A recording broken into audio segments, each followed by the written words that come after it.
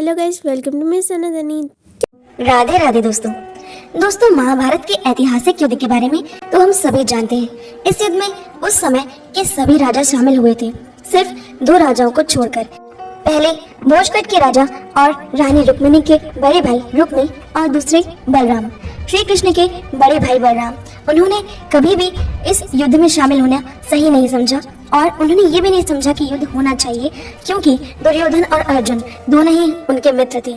ऐसे धर्म संकट के समय दोनों का ही साथ ना देना उचित होगा, ऐसा उनका मानना था।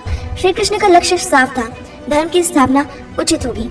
जैसा कि हम सब जानते हैं कि श्री कृष्ण ने इस समस्या का भी हल निकाल लिया था कि वो दुर्योधन से ये कहेंगे कि वो उनकी सेना ले जाए और वो पांडवों की ओर से भी नहीं लड़ेंगे। वो किसी एक का चयन करने को कहेंगे, या तो श्री कृष्ण का या तो उनकी सेना का। महाभारत में वर्णित है कि जिस समय युद्ध की तैयारियां हो रही थी, उधर बलराम दाऊ पांडवों की छावनी में अचानक पहुंचे। बलराम दाऊ को देखकर सभी बड़े प्रसन्न हो गए। सभी ने उनका आदर सत्कार किया, सभी को अभिवादन करके दाऊ युधिष्ठिर के पास बैठ गए। फिर उन्होंने बड़े ही व्यथित मन से कहा कि कितनी बार मैंने कृष्ण को कहा है कि हमारे लिए तो पांडव और कौरव दोनों ही एक समान है, दोनों को मूर्खता करने की सूझी है और इसमें हमें बीच में पड़ने की आवश्यकता नहीं। पर कृष्ण ने मेरी एक नहीं सुनी।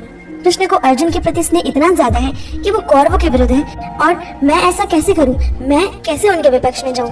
भीम और दुर्योधन दोनों ने ही मुझसे गदा सीखी है, दोनों ही मेरे शिष्य हैं, दोनों पर मेरा एक जैसा स्नेह है। इन दोनों को आपस में लड़ता देखकर और दोनों में से एक का पक्ष लेते हुए देखकर मुझे अच्छा नहीं लगेगा, अतः मैं तीर्थ यात्रा पर जा रहा हूँ। दोस्तों, बताया ये भी जाता है कि महाभारत के युद्ध से पहले ही, क्योंकि बलराम दाऊ दिव्य थे, तो श्री कृष्ण और बलराम दाऊ दोनों ही जानते थे कि इस युद्ध का क्या परिणाम होने वाला है, और इसलिए बलराम दाऊ ने यही सही समझा कि वो इस युद्ध में भाग ना ले। श्री कृष्ण ने तो अपना कर्म करना ही था, उन्होंने निष्पक्ष होना चुन लिया था। लेकिन ऐसी परिस्थिति जहाँ पर पांडव और कौरव दोनों ही बलराम दाऊ को अपनी तरफ करना चाहते थे, स्थिति बहुत विकट हो जाती और बलराम दाऊ के लिए ये बेहद नामुमकिन था कि एक क्षत्रिय योद्धा होने के नाते वो श्री कृष्ण के समान अपने स्वभाव से विपरीत जाते हुए किसी भी पक्ष से निष्पक्ष होकर लड़े, या फिर वो केवल अस्त्र न उठाएं और बिना कर्म किए इस युद्ध में शामिल रहे।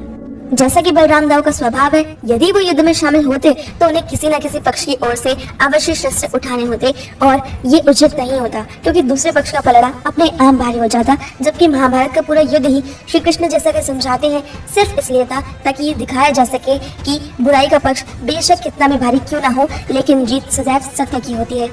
महाभारत का युद्ध दुर्योधन के कर्मों का फल था। स्वयं मनुष्य ने मनुष्य को उसके कर्मों का फल दिया। बेशक उस मनुष्य यानी कि अर्जुन की इंद्रियों को स्वयं श्री कृष्ण संचालित कर रहे हो।